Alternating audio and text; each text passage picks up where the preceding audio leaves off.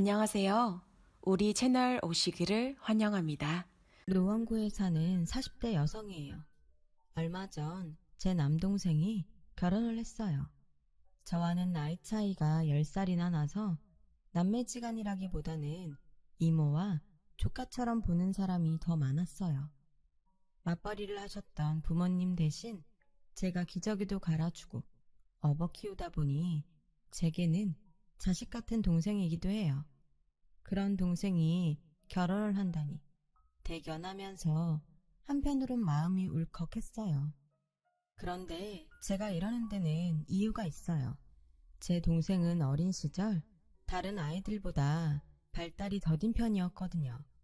말도 늦고 체격도 왜소해서 툭하면 동네 아이들한테 맞고 자랐죠. 그래서 저는 밥을 먹다가도 밖에서 동생 울음소리가 들리면 밥숟가락을 집어 던지고 달려나가 동생을 울린 아이들을 혼내주곤 했어요.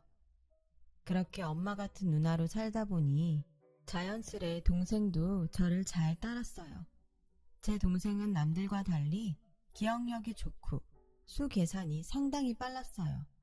그래서 한때는 동생이 아인슈타인 같은 천재가 아닐까 하는 생각도 했었죠. 실제로 동생은 초등학생 시절에 수학 영재 판정을 받기도 했어요. 그래서 대학에서 운영하는 영재스쿨에 다녔는데 그게 비극의 시작이 되었죠. 혼자 탐구하며 즐기는 공부를 하다가 주변 친구들과 비교당하며 억지로 공부하다 보니 학업 스트레스가 상당했던 모양이에요. 다들 영재 소리 듣는 애들 사이에서 경쟁하려니 얼마나 힘들었겠어요. 그래서 결국 얼마 버티지 못하고 일반 초등학교로 돌아오게 되었죠. 어린 나이에 실패를 경험한 탓인지 동생은 그 후 말수도 줄고 혼자 방에서 컴퓨터와 보내는 시간이 많아졌어요. 부모님은 그런 동생을 닥달하기보다는 옆에서 조용히 지켜보며 동생이 스스로 일어설 때까지 기다려주셨죠. 저 역시 그럴 수밖에 없었고요. 다행히 학년이 올라갈수록 동생은 예전처럼 활기를 찾아갔고 지금은 제 밥벌이도 하며 가정도 이루고 살고 있으니 다행이 아닐 수 없어요. 다만 고등학교를 졸업하고는 스스로 대입을 포기했다는 게 아쉽긴 해요. 그런데 바로 이 점이 저희 시어머니한텐 저희 친정을 얕잡아보는 이유가 된 거죠. 성적이 되면 대학을 안 갔겠니? 보나마나 떨어질 것 같으니까 지가 미리 선수 친 거지. 꼭 공부 못하는 애들이 그러더라. 지는 머린 좋은데 하기 싫어서 공부를 안 했을 뿐이라고. 따지고 보면 그게 다 니네 부모 탓이야. 특히 니네 친정 엄마.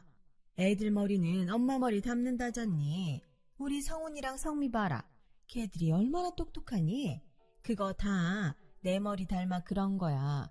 성훈이 그놈이 내 말 안 듣고 미대를 가는 바람에 내 계획이 수포로 돌아갔지만 그래도 걔가 머리 하나는 정말 좋았다. 어릴 땐 지 동생보다 훨씬 똑똑했어. 동네에서 신동소리 듣던 애라니까. 아, 내가 그놈 의사 만들려고 들인 돈이 얼만데 그 생각하니까 혈압이 다 오르네. 이건 저희 시어머니 단골 레퍼토리예요. 매번 제 동생 대학 못 갔다고 트집 잡고 흉보다가 당신 자식들 자랑에 당신 자랑 그러다 뒷목 잡고 마무리를 하시죠. 지금은 평범한 할머니일 뿐이지만 사실 저희 시어머니는 과거가 꽤나 화려했어요. 호환 마마보다 더 무섭다는 바로 그 강남 엄마 치맛바람으로요. 제 남편은 강북에서 자란 저와는 달리 강남에서 나고 자란 강남 토박이로 흔히 말하는 강남 파라군 출신이에요. 어린 시절 동네 뒷동산에서 풀꽃반지 만들고 놀던 저와는 반대로 초등학교에 들어가기 전부터 본격적으로 영어 공부를 시작했던 사람이죠. 중학교에 들어가서야 알파벳을 뗐던 저는 남편한테 그 이야기를 듣고 엄청 놀랐더랬어요. 그뿐인 줄 아세요? 초등학교 1학년 때부터 집에 가정교사를 두고 전과목 과외를 했다고 하더라고요.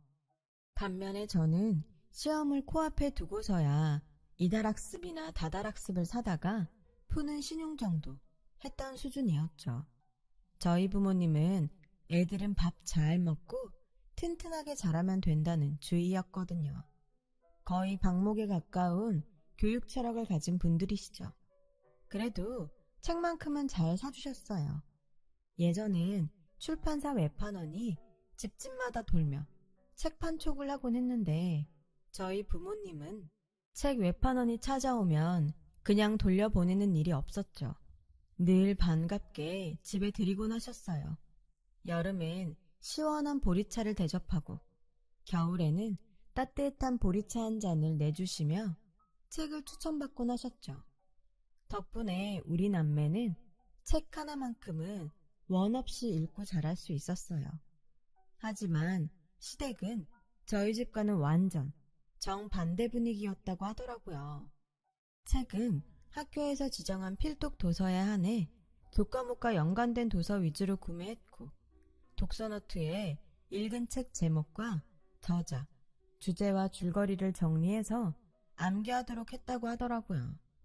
그런 탓에 남편은 그때 질려서 지금은 아예 책에 손도 안 대요.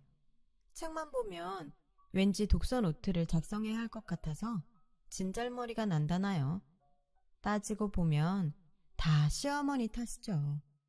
저희 시어머니는 강남 엄마들 중에서도 유별나다고 할 정도로 자녀 교육에 열성인 분이셨어요.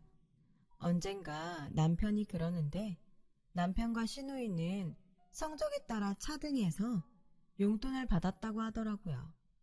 공부를 잘했던 시누이는 늘 제 남편보다 용돈을 더 많이 받았고 남편은 그런 여동생 용돈을 뺏어서 썼다고 그러더군요.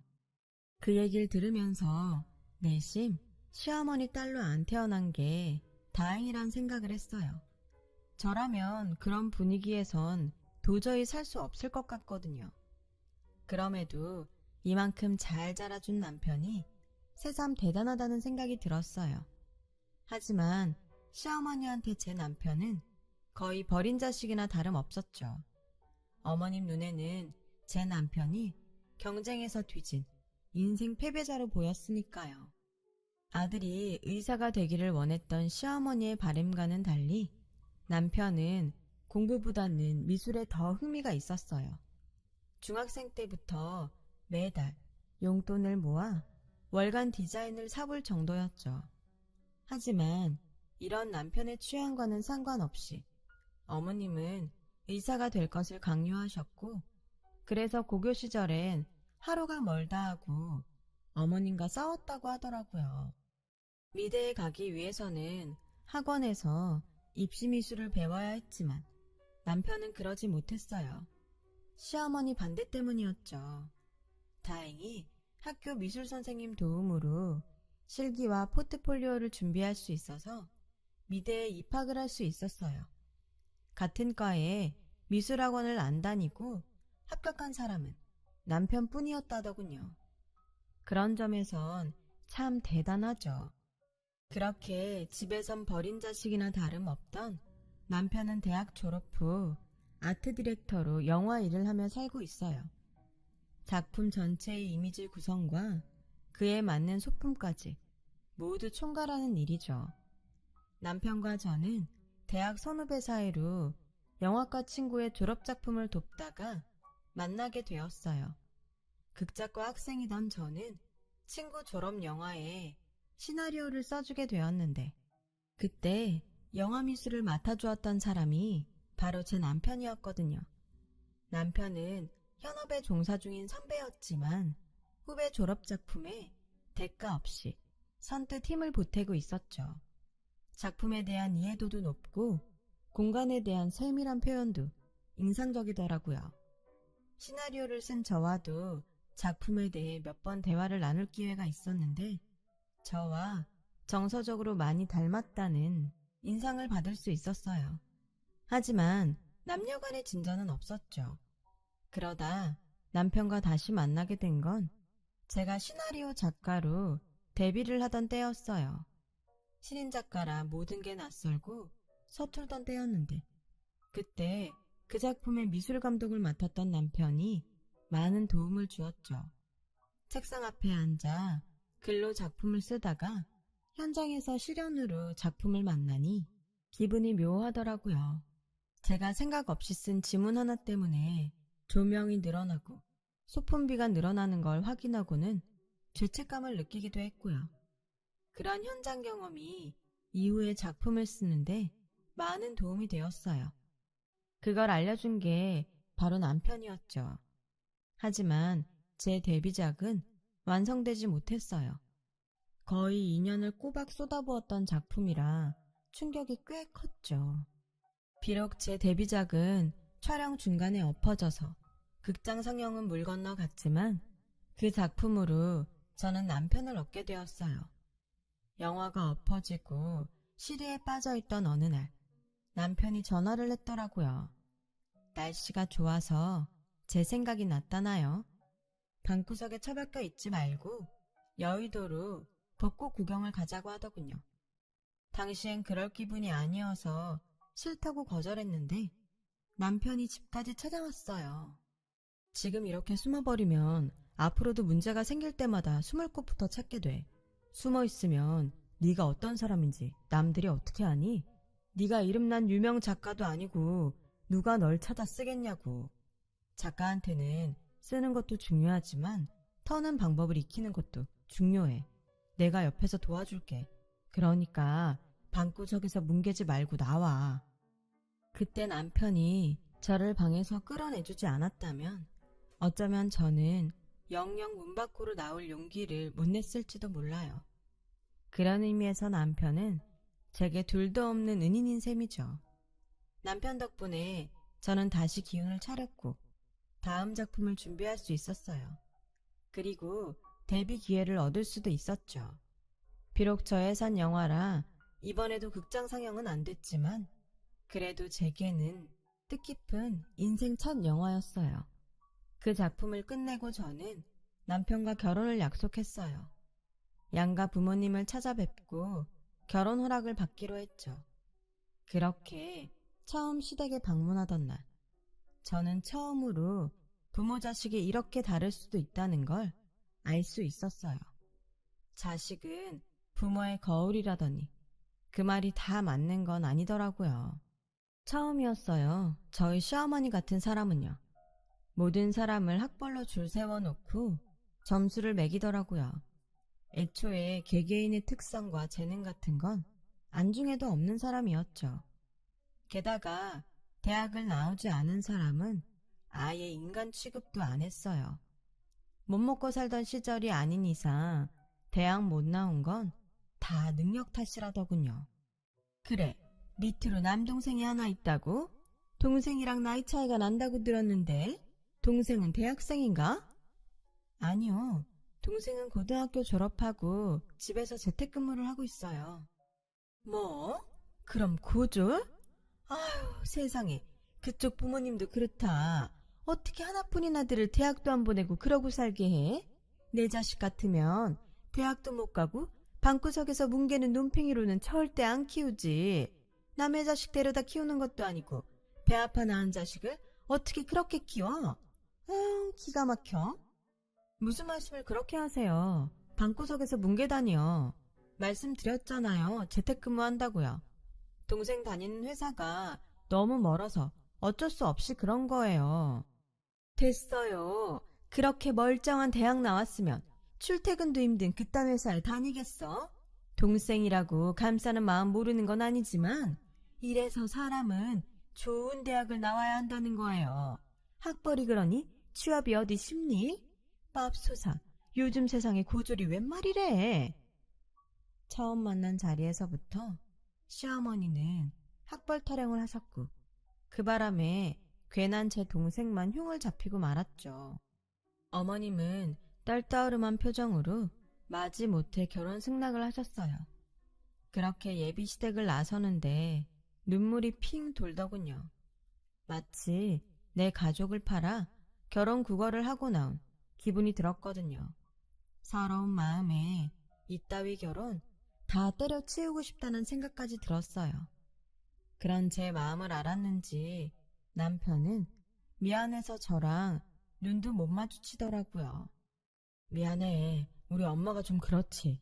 나한테는 늘 그래 왔던 거지만 그래도 자영이 너한테까지 그러실 줄은 몰랐는데 정말 미안하다.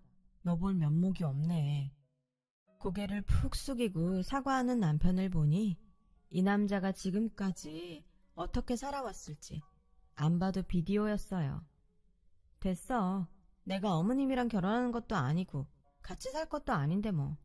대신 내가 참다 못 참고 혹시라도 어머님 흉을 보더라도 자기가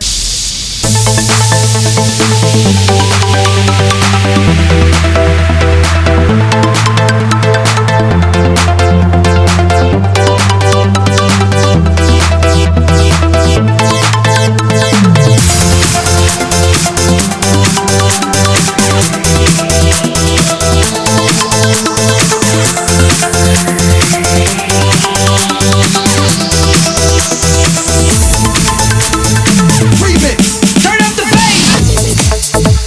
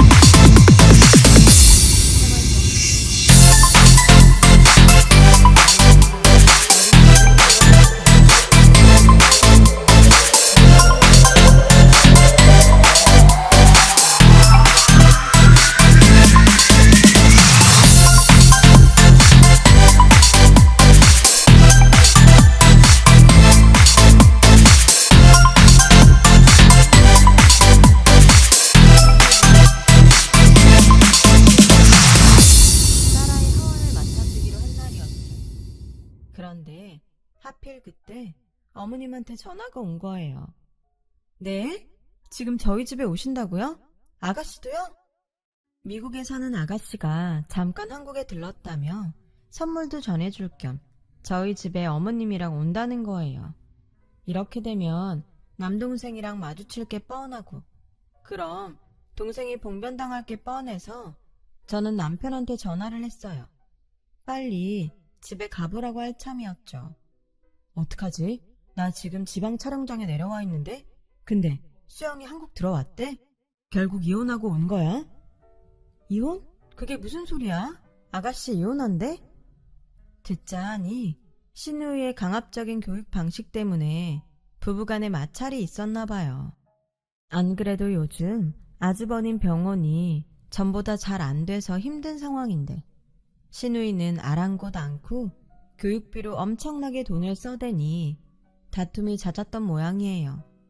게다가 아들애마저 강압적으로 아이비리그에 갈 것을 강요하며 엄청난 사교육을 시키는 엄마 때문에 스트레스를 받아서 부부간의 불화는 돌아올 수 없는 강을 건너고 만 거였죠.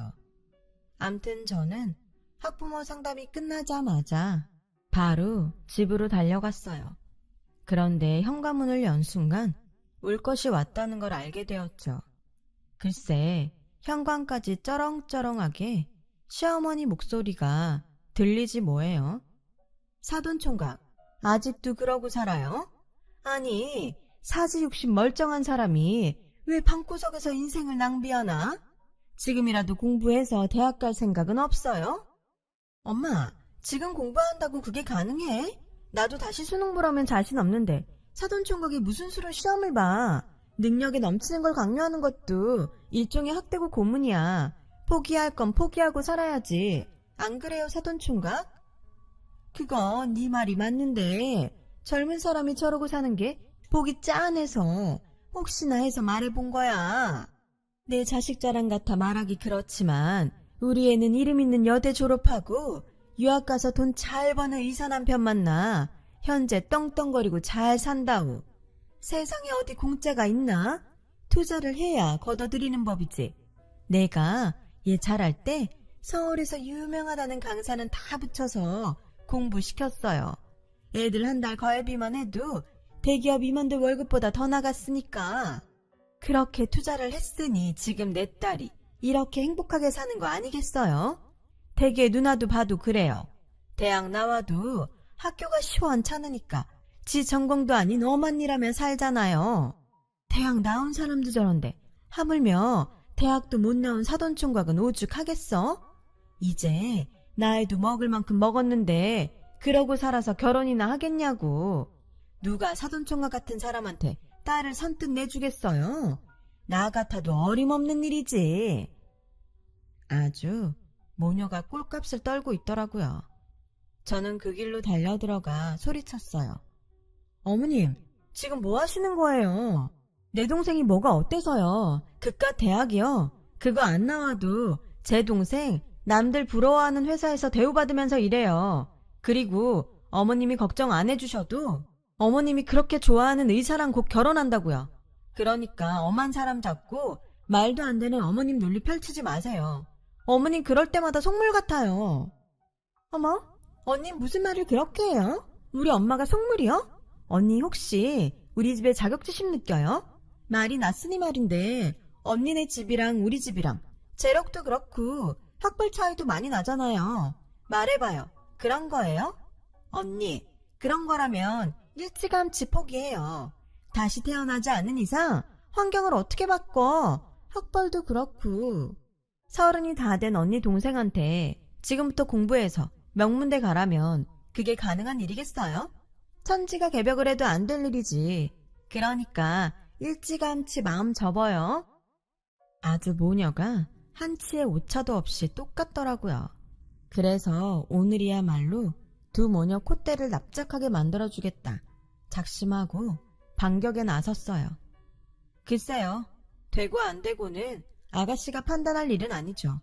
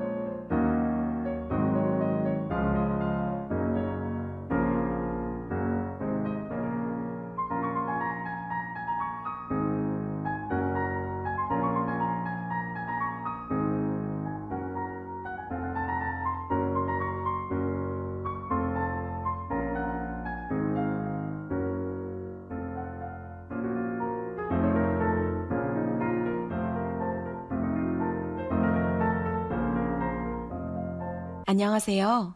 우리 채널 오시기를 환영합니다. 세상에는 못해서 포기하는 일도 있고 필요가 없어서 애초에 시도를 안 하는 일도 있어요.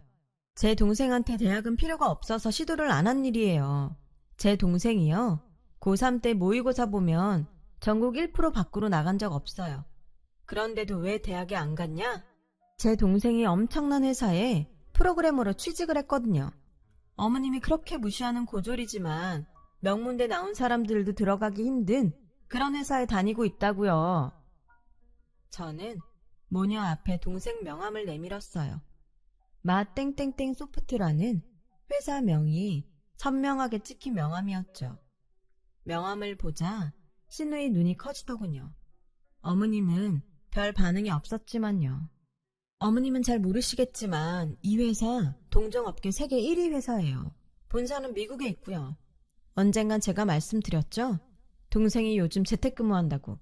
이제 뭐 좀 아시겠어요? 학벌로 사람 줄 세우는 어머님한텐 안타까운 얘기지만 하버드 나온 어머님 의사 사위보다 제 동생 연봉이 2배 이상 높아요. 능력은 학벌로 결정되는 게 아니거든요. 이제 잘 아셨으면 앞으로는 제 동생한테 어줍지 않은 충고나 훈계 따윈 하지 마세요. 제 동생 어머님 같은 속물한테 그런 소리 들을 이유 없으니까요. 사람들이 자랑할 게 없어서 말 안 하고들 사는 거 아니에요. 벼가 익을수록 고개 숙이라는 말 못 들어보셨어요? 이제까지 제 동생 그렇게 말씀하셔도 아가씨가 최고라고 믿고 사는 어머님 생각해서 꾹꾹 참았어요. 아, 이왕 말이 나왔으니까 한마디 할게요. 그렇게 자랑하시던 어머님 따님이요. 비싼 돈 주고 학원 보내고 가외시켜 대학 보냈으면 뭐해요? 유학 마치고도 취직 못해서 돈 잘 버는 남자 꼬셔서 결혼한 거밖에 더 있어요? 어머머 언니, 말 함부로 할 거예요? 왜? 내 동생한텐 네 벨 꼬이는 대로 떠들어대더니 내가 팩트 폭격하니까 자존심 상하니? 그러게 진작 말 좀 가려가며 했어야지. 어머님, 따님한테 돈 쳐들여 공부시키고 제대로 본전은 뽑으셨냐고요. 아, 잘난 사위 얻었으니 퉁치려는 거예요? 근데 어쩌죠 어머님? 그 잘난 사위가 어머님 딸이 무능하고 무식해서 못 살겠대요. 10원 한 장 못 버는 주제에 벌어다주는 돈 재테크는커녕 쓸 줄만 아는 데다 무식하게 애한테 가외 셔틀 돌려서 애한테 스트레스만 준다고요. 그래서 이혼하자고 한다네요. 아니, 벌써 하고 왔나? 오죽하면 아들이 지 엄마랑은 죽어도 못 산다고 울고불고 해서 양육권도 뺏길 판이라던데 어떻게 그건 해결하고 온 거예요? 근데요 어머님, 이 패턴이 어디서 본 것 같지 않으세요? 딱 25년 전 어머님 상황 아닌가요? 어머님 그때 아버님이랑 이혼하시고 제 남편이랑도 대학 진학 문제로 틀어지셨잖아요. 어머님 따님이 누굴 닮은 걸까요? 딸마저 이혼녀 만들고 아들과 등지고 살게 됐는데 기분이 어떠세요? 이제 좀 만족하세요? 어머님이 삐뚤어진 교육관이 만든 이 비극이 마음에 드시냐고요. 저희 부부는 그렇게 안 살 거예요. 그러니까 앞으로는 제 자식 교육에 참견할 생각 마시고요. 더 이상 제 동생 학벌 가지고 트집 잡지 마시고요. 이혼한 딸내미랑 두 손 꼭 잡고 지난 날을 반성하며 사세요. 저는 수년간 가슴에 쌓아왔던 응어리를 한순간에 쏟아 부었어요. 얼마나 힘을 주고 말했는지 손끝이 찌릿할 정도였어요. 그제야 숨 좀 쉴 수 있겠더라고요. 하지만 어머님은 상황이 달랐어요.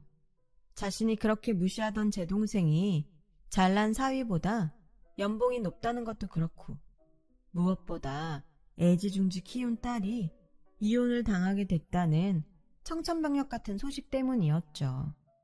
결국 어머님은 아무 말도 못한 채 어린아간 표정으로 신우의 손을 잡고 저희 집을 나가셨어요. 얼마 뒤 남편한테 들으니 신우이는 한국으로 오기 전 이혼을 했더라고요. 아들이 엄마랑은 살기 싫다고 해서 양육권도 포기하고 왔다고 하고요.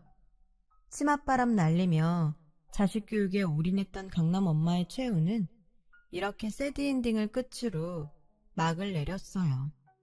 자식 잘 되길 바라지 않는 부모가 세상에 어디 있겠어요. 하지만 무엇이 진정 내 자식을 위한 건지는 잘 생각해 봐야 할 것 같아요. 저는 제 자식이 행복하면 됐습니다. 인생이 행복한 사람으로 키우고 싶어요. 지금까지 제 사연을 들어주셔서 감사드려요. 행복한 삶 살아가셨으면 좋겠습니다. 여러분, 사연 댓글에 응원과 현명한 조언 부탁드려요. 좋아요와 구독은 저에게 큰 힘이 됩니다. 오늘도 좋은 일 가득하세요.